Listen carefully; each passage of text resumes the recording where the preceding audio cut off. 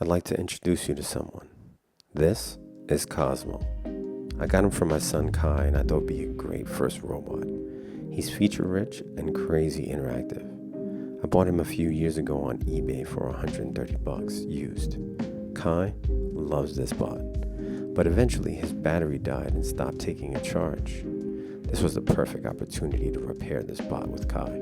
We ordered a spare battery off eBay for like $10, and once it came in, we got to work. I found a couple of videos on YouTube for reference, and with some help from Kai, Cosmo was reborn.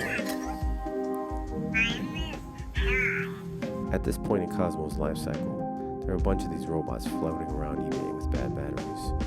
If you're interested in picking up this project with your kids, here's one you can do cheap, and I highly recommend it. This project is a great robotics activity and super fun. It needs a bit of soldering, and you're good to go.